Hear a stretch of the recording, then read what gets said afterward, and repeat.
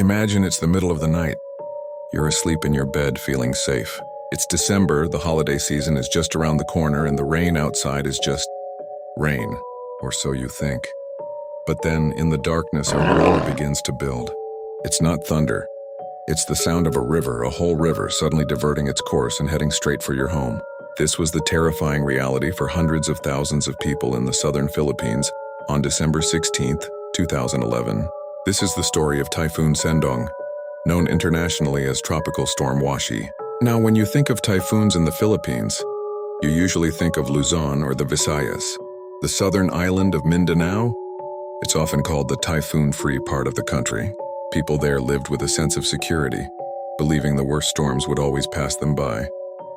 This belief, this deeply ingrained sense of safety, is what made Sendong so tragically different. It wasn't even classified as a super typhoon. It was a severe tropical storm, but it carried a deadly secret, an unprecedented amount of rain. As Sendong made landfall over Mindanao, it unleashed a deluge. We're talking about a month's worth of rain falling in just a few hours. This wasn't a slow, creeping flood. This was a flash flood of apocalyptic proportions. The water, channeled by the mountainous terrain, surged down riverbeds that had been dry for years, or were choked with logs and debris from deforestation. In the cities of Cagayan de Oro and Iligan, the effect was catastrophic. The rivers that flowed through these bustling urban centers swelled into monstrous torrents. The water didn't just rise, it exploded. Eyewitnesses described a wall of water, 10-20 feet high, crashing through neighborhoods in the dead of night.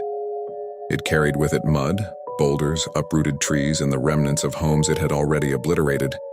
People were asleep. They had no warning, no time to react. The power was out, plunging everything into darkness. The only light was from lightning, and the only sound was the roar of the water and the screams of those caught in its path. Entire families were swept away. People clung to rooftops, to floating debris, to anything they could find as the cold, churning water raged around them. The dawn of December 17th revealed a scene of absolute devastation. Where vibrant communities once stood, there was now a wasteland of thick brown mud and tangled wreckage. Cars were piled on top of each other. Houses were ripped from their foundations, and the landscape was littered with personal belongings. A child's toy, a family photo, a single shoe, haunting reminders of the lives that were shattered in an instant. The numbers are staggering and hard to comprehend. The official death toll climbed to over 200 people, but that number doesn't tell the whole story. Hundreds, possibly thousands more were listed as missing. Their bodies never recovered, washed out to sea, or buried under tons of mud. Over 600,000 people were affected, their homes and livelihoods completely destroyed. The cities looked like war zones. The tragedy of Sendong was a perfect storm of factors. An unusual weather pattern hitting a region unprepared for it. The extreme rainfall concentrated in a very short period. The illegal logging and deforestation in the mountains, which removed the natural barriers that could have absorbed some of the water. And most heartbreakingly, the timing.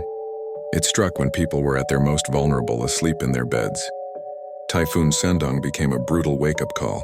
It shattered the myth that Mindanao was safe from powerful storms and exposed the deadly consequences of environmental neglect.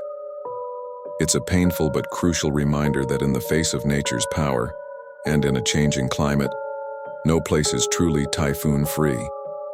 The memory of that terrifying night in December 2011 serves as a solemn lesson, written in the mud and tears of Cagayan de Oro and Iligan, a lesson we must never forget.